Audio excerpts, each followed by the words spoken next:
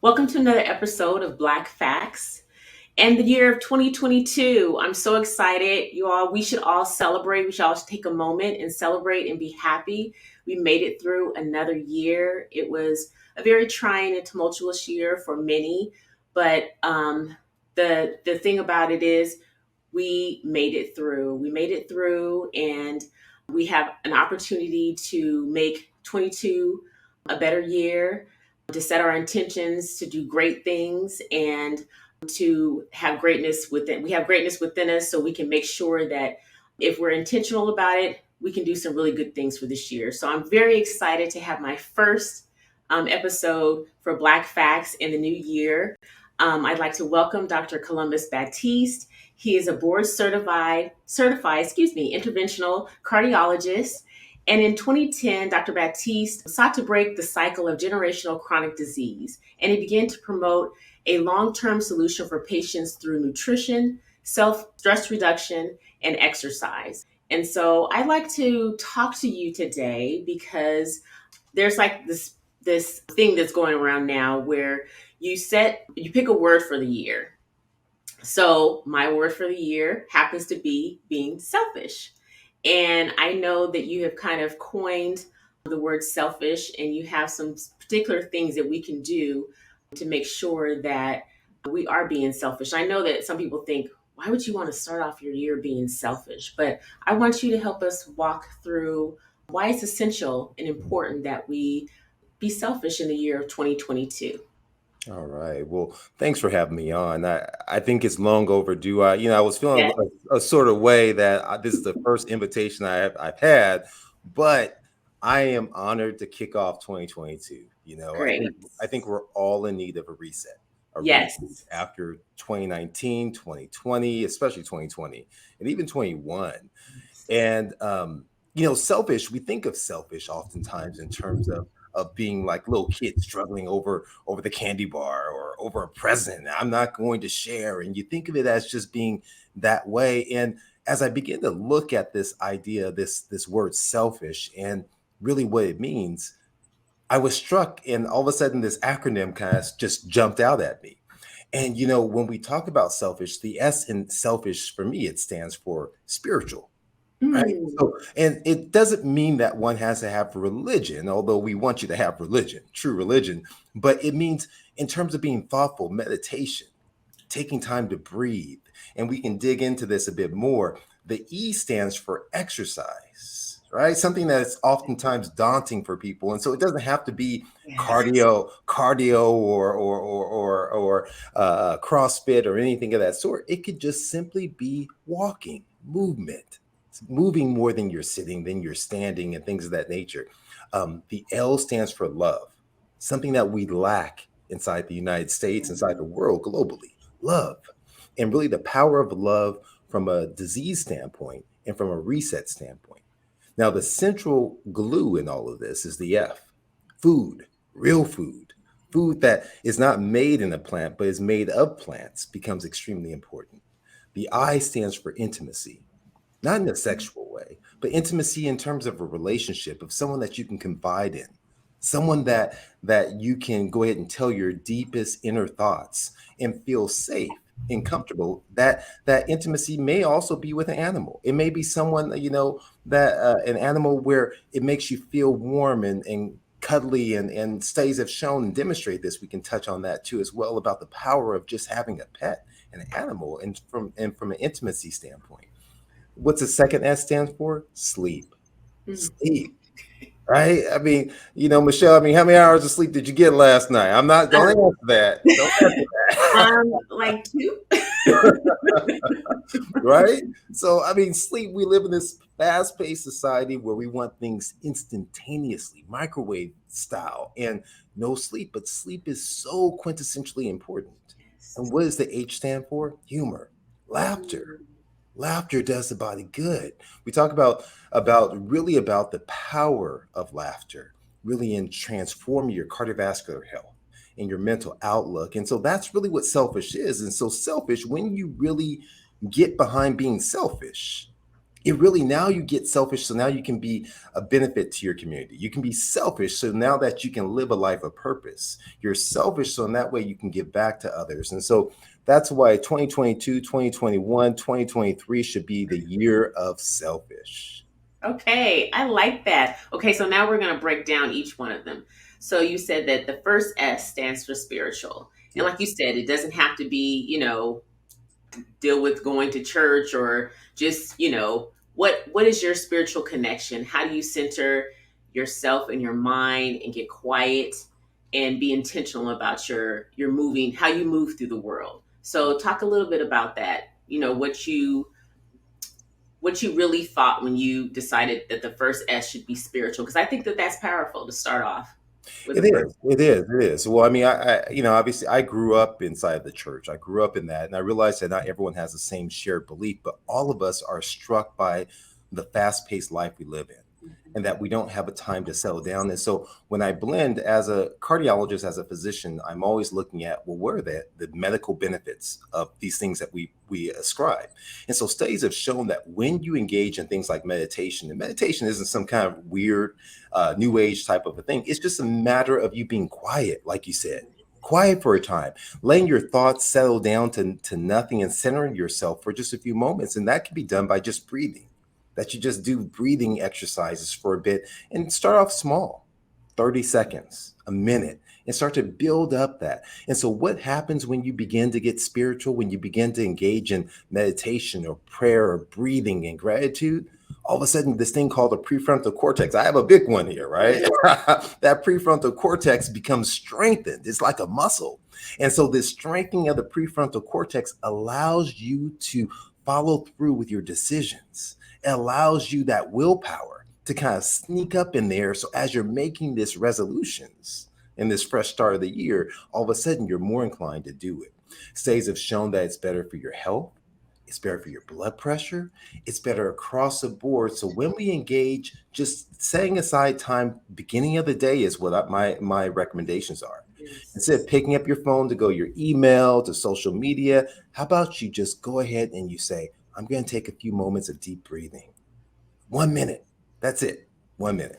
Yeah, I say that actually, I started out saying that to be silent, just Yeah. to start off your day being silent, like you said, not reaching for our phones, but just sitting up in bed. Literally, the first thing I do, sit up in bed and just take a moment, breathe, be grateful for that breath, and just be silent. So I love that. I love that you said starting, the first S with being spiritual, meditating, people being quiet, breathing, appreciating the the fact that you woke up in the morning. So we'll start off with that. And then E, exercise. You hit on something. You said that it can be something as, I guess, simple as walking. And I've put it out there in the universe to my viewers that I've committed to walking, because I know that that's something that I can do and I can be consistent with it, right? Yes. So at minimum, I try to get in 30 minutes a day. Of course, I try to do more, but at minimum, I'm like, okay, you're going to get in your 30 minutes of walking. So what are some other things that we can do, or what are the benefits for us moving and being active? Yeah, no, I at first I want to applaud you for committing and putting it out there, right? In terms of walking, because walking is powerful. Making that decision to just move is so indeed powerful, and that it doesn't have to be something incredible in terms of our effort. You don't have to do Peloton, you don't have to do the rowing machine. You just have to move. And so, what's the thing that I tell people? I want you to get neat with it. Just get neat. And what does NEAT stand for? Non-exercise activity thermogenesis. That means when you're standing and you're cooking, you're chopping, you're burning calories. When you choose to climb a flight of stairs instead of taking the elevator, that all of a sudden you're burning calories. That when you're on the phone and you start to walk around, that's burning calories. And so this level of consistent thermogenesis is beneficial to your cardiovascular health, the risk of diabetes, lowering blood pressure, improving weight loss too as well. And so we want to engage in this process of standing more than sitting, moving more than even standing, right? And by doing so, you can have benefits. But the last thing I'll say with the exercise is what you chose was important. You said, I can commit to walking because walking is something that's part of my day. The key to choosing an exercise is something that you enjoy, right? So if it's dancing, then dance. If it's if it's doing yoga, then do yoga. Whatever that particular thing is, you enjoy it and you do it, and that's how you form consistency. Okay. And the next one is love. So L standing for love yourself. Talk Yes. to us a little bit about that. Well, it's not only love yourself, but loving others. But when we get Mm. into love, I mean, here's the thing with love. Love, what we know is that I speak a lot about stress and the stress hormone cascade. When our vessels begin to crimp down, as a cardiologist, this is important. Our blood sugar begins to mobilize through our bloodstream, creating a diabetic state. Our sleep becomes impaired. Well, what's the antidote to stress is love, because now all of a sudden it releases this thing called oxytocin, the tend and befriend hormone, the hug hormone. That because in actuality, what happens is that when you get stressed out, it's not just drinking alcohol or sitting down in front of a TV that really gives you peace. It's engaging in meaningful conversations with others. It's getting outdoors and walking. And so when you engage in this, oxytocin is released, the same as a mother and their child, that bonding hormone that's there. And so that has beneficial effects of regeneration on the heart. That actually can help dilate the vessels too as well. And so there's power when we choose to love. And love is an action. Love means it's a mental commitment that I'm going to choose to put out of my mind some of these hateful thoughts. And that may mean that you choose who you surround yourself with. That may mean that you choose what you feed your soul and you're watching on television or on the internet or on social media. And so it becomes important that we embrace love, real love, so in that way we can love others. I love that. When you said that the heart, it regenerates the heart, I did not know that. Yeah. Yeah. It's power. So, It's so powerful, really, the effects of these simple things that in Western life, Western medicine, mhm. these are nebulous. And it's hard to embrace it because we're like, I can't pin it. I can't count what love means. But not everything that can be counted counts. And not, and so Yes. it becomes important that we embrace these other aspects of life. Okay. And our F Yes. Yes. stands for eating real food. Come Now, on. I know you have lots to say about this, so talk to me. Talk to me, because I've been eating. I actually have been eating a lot of real food on during this time, but I've eaten some probably non real food. But talk to us about the importance of eating real food. Yeah, well, I mean, I think here's the key, right? Is that we want to eat food that really enriches our body, that nourishes our body. And you have to, and I think there's a connection with the acronym of selfish. So when we begin this process of being meditating and being mindful, we really have to ask ourselves, why are we eating the food that we're eating in that Mm. moment? Am I eating because I'm bored? Am I eating because I'm sad? Am I eating because I'm depressed? Am I eating because I'm stressed? What is that? And so, am I using food now as a drug? Am I Mm. using food as a fake resource to kind of calm myself, to Mm. relax myself, to act as an antidepressant? Or am I using food for its intent? Now, don't get me wrong, food is meant to be enjoyable. Food is culture. Food is fun. Food is who we are. But why am I using the food in this particular fashion? And so, as I begin to think and be thoughtful and mindful in what I'm eating and not mindlessly eat, I now want to focus my attention on those things that are going to help me achieve my goals, because everything in life is about where we're going, where we're headed. So if I want my mental mindset to be ideal, that means I need to eat more fruits and vegetables and whole grains and beans, legumes, nuts, and seeds, right? Not focusing on what I'm not being negative, but positive. What Right. am I adding to my diet as opposed to what am I taking away? If I want weight loss, then hey, I need to eat more fruits and vegetables, whole grains, beans, legumes, nuts, and seeds. Why is that? Because they're low in calorie, they're high in nutrition. That's there for you, right? I'm focusing on what I am eating for my health as opposed to focusing on what I shouldn't be eating for my health. That's what I want you to do in this upcoming 2020. Focus on what you are eating for your health. Mm. Focus on food that degrades, the food that becomes spoiled, that bacteria love to go to, right? Not food that can survive a nuclear holocaust that even bacteria don't want. you don't you don't want that.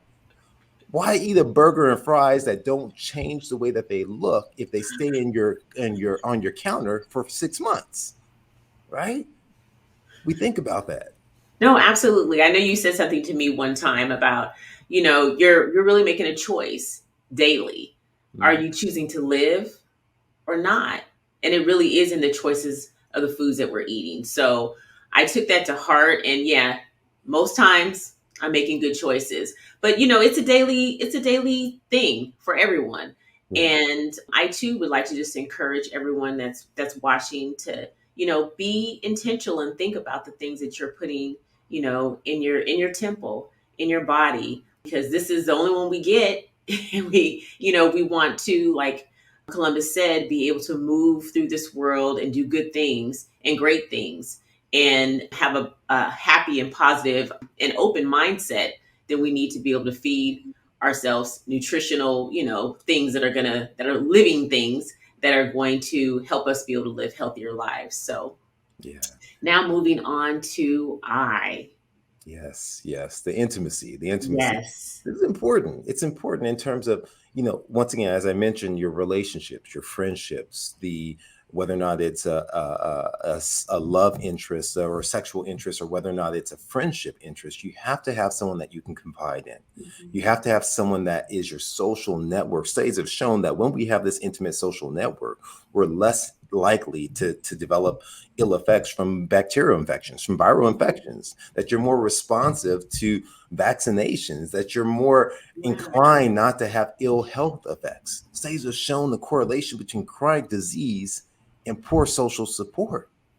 That simply we have to look at who is now. I don't mean just having friends just to say that you have friends. Oh, I Right. have 20 friends or this, that, and that. I mean, people you really truly can trust, that you can share thoughts without fear that is going to go out and be spread on gossip or on social media, things of that nature, right? That's what you're looking for.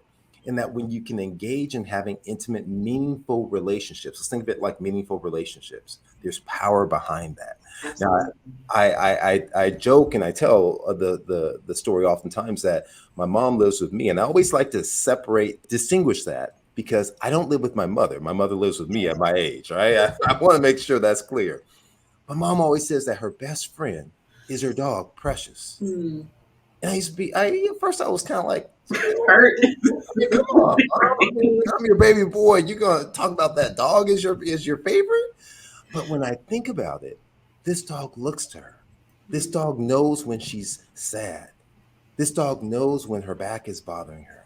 This dog knows when anything that's awry, this dog is looking to protect her, that she can rely upon. This dog gets her up to go for a walk. This dog forces her to engage and talk to people because they say, "What a cute dog."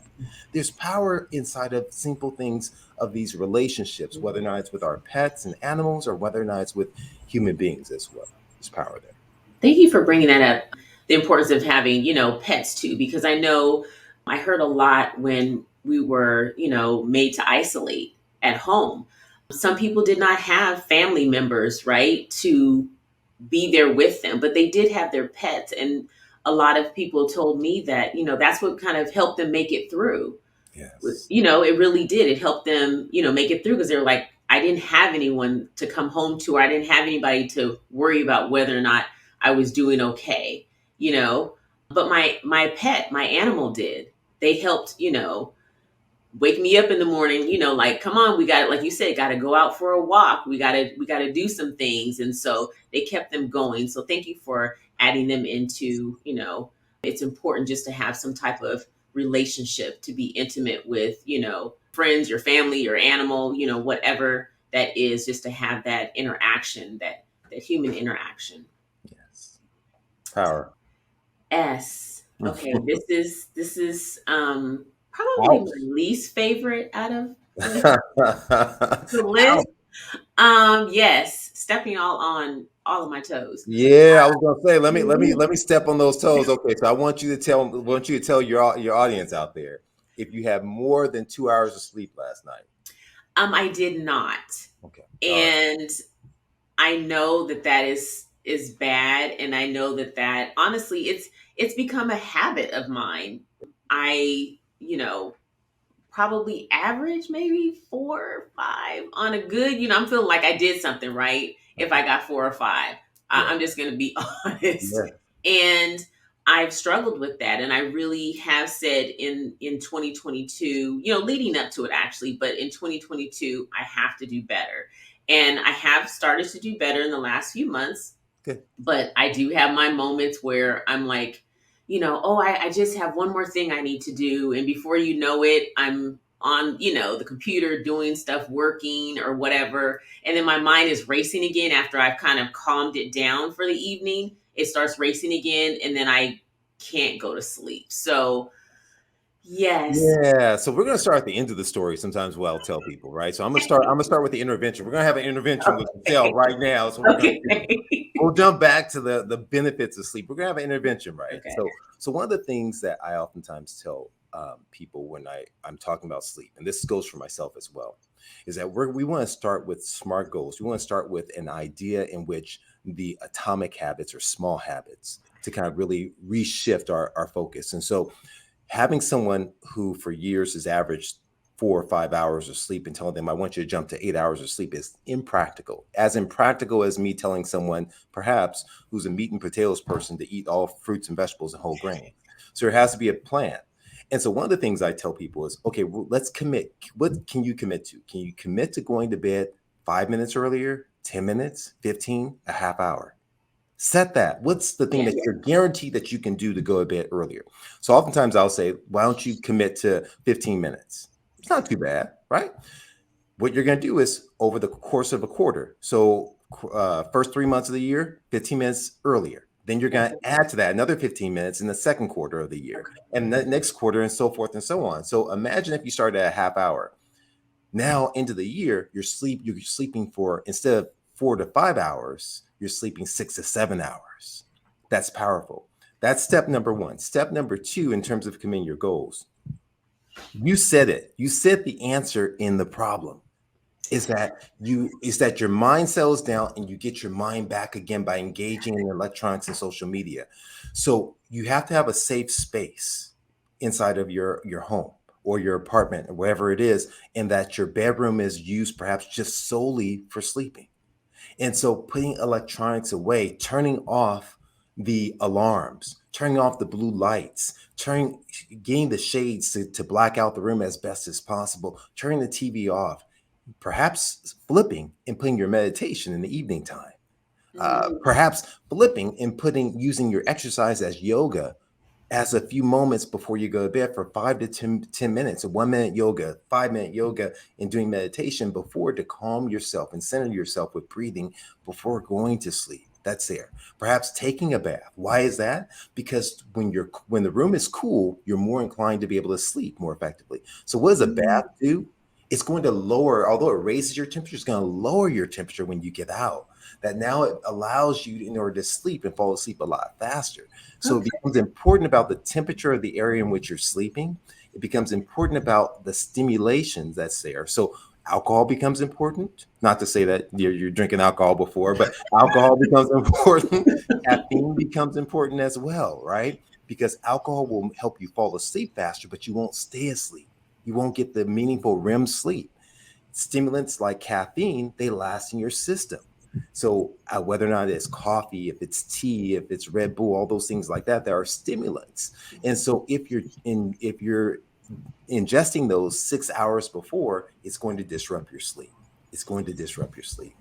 So that's starting at the end of the story. Now, what's the power behind it? Because this is the reparative time. I mean, when you go to a hotel, think of it pre-COVID maybe now, you want someone to come and clean your room. When you're at your office building, there's time that everything shuts down so you can do repairs, you can restore, you can restock. All these things that happen in our business, in our life, our community, is the same thing that happens in our mind.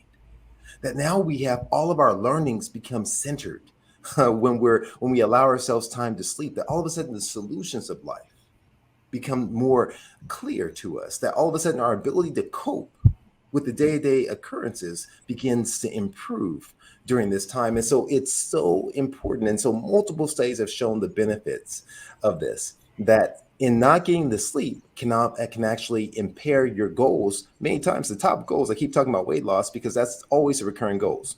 Fitness, weight loss, eating healthier, finances are the top 4 goals for everyone for on average, right?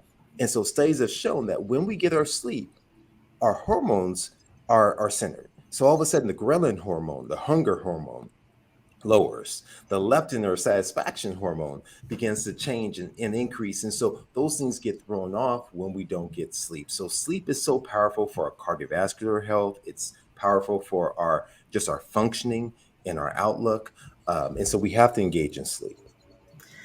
Okay, I'm gonna do better. I definitely I realize that as I'm getting older, I need it more. 25 is rough, Um, huh, Michelle? 25 is rough, isn't it? it is really it really really is, and so by the time I'm 27, I want to make sure that All right now. I got this sleep thing under control. So Yes. thank you for that. No, I really appreciate you actually giving me some tools to help me kind of think about that a little bit better. And I know one thing I need to do is I don't have a TV in my room, but take my electronics, my laptop out of my Good. room, because that is, yeah, that's where I get into trouble. Yeah. So thank you for, like I said, just kind of reminding me and also giving me some tools to start small so I don't jump in, because I have been trying to, like, oh, I'm going to set my alarm. And at this time, it's over. Whatever I'm doing, I'm stopping it and I'm going. So I can actually adopt the 15-minute a quarter. So thank you for that. Yeah. Well, listen, we all suffer with the same malady of feeling as if we have to get things accomplished. It doesn't matter if you're a mom, if you're a student, if you're a professional. And so it's becomes overwhelming. And so Yeah. the things that I found in my own life can be beneficial from reading and from researching that I try and give advice is the same things I'm struggling with, that I'm trying to improve on a daily basis. And this whole idea of a fresh start and reboot and getting going. So yeah. I'm a client as well as of myself. Good. I'm glad to know that I'm not alone. No, not at all. Okay, and then our H.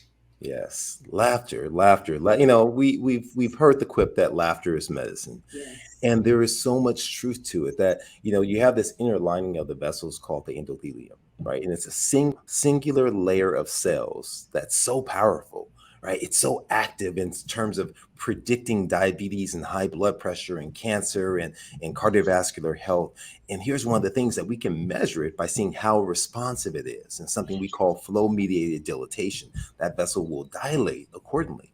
And so here's the thing is that laughter actually causes it improves the functionality of this thing called the endothelium, right? And so there's so much power just laughing. And so you have to find something to laugh. There's so much to cry about in life. There's so much to be angry about. But when we choose, like I mentioned before about love, when we choose to laugh and find something, I don't care if it's a dirty old joke. I don't care if it's a comedic thing, if it's a silly television show. You have to find something to laugh about. So when I see patients in my clinic, oftentimes I'll ask them not only what have you done for yourself, right? What have you laughed? Tell me the last thing you laughed about, that you had a good laugh about. If it's a TV show, if it's whatever else. I was working out now I'll tell you, I'm gonna give you advice, right? I'm big on always telling people what they should and shouldn't do. So I'm working out, I'm getting that E in, right? That exercise in. I'm working out, and I just say, oh, I'm gonna put on this comedian. I'm not gonna tell you which comedian, right? Because I don't want you all to judge me. Don't judge me. Don't judge me now. Right. So I put this comedian on and I am laughing. I'm on the stair. I'm going and I'm bent over laughing. I couldn't even exercise. So I do want to tell you, time your laughter. Don't laugh when you're supposed to be exercising, because you're not going to exercise well. You may hurt yourself and hurt somebody out there. But laughter is important. Laughter is important for your mental function, mindset, just as exercising is. The endorphins and changing your mood and the depression and the anxiety. And this is some of the key things that laughter does, along with all the components of selfish. It really helps your mindset in transforming you. Well, that was wonderful, and that's why I actually chose the word, because I remember talking about how you had defined selfish, and I was thinking of what was going to be my word for the year, and how was it going to set my intentions for how I wanted to improve, just me as a person, and hopefully be able to shine, me being a better person, being able to shine a light into the world and do better things, for those that I love and just for the community at large. So thank you so much for sharing how we can all be selfish. And I ask that all of my viewers that you join me in making 2022 and beyond, your years of being selfish. I think that is very, very important. And Columbus, if you would just go back through what each word or which each letter stands for us real quick before we end our episode, I'd really appreciate it. Absolutely. Thanks for having me on. So, yeah, for those of you out there listening, just get selfish. S for spiritual, right? Not in a religious way, although it absolutely can be, as it is for myself. Your mindset and your meditation and gratitude and breathing. The E for exercise, the L for love, the F for food, real food, the I for intimacy, the S for sleep. Right, that sleep, that slumber state, that H for humor, are the components of selfish. And when you get selfish, you can live a life of purpose. And that's our goal. Thank you. Thank you, Columbus. I really appreciate you being on, and I hope you don't feel a certain kind of way anymore because, I don't want to say save the best for last, but save Ah, the best to start out our new year in 2022. no, listen, I love it. I'm proud of what you're doing out here. It's important for us to get this information out here. And I am honored to kick off 2022 with you and your guests out there. Thank you. Thank you. I hope you all come back and join me for another engaging episode so we can all know the facts. Take care, everyone, and be safe out there.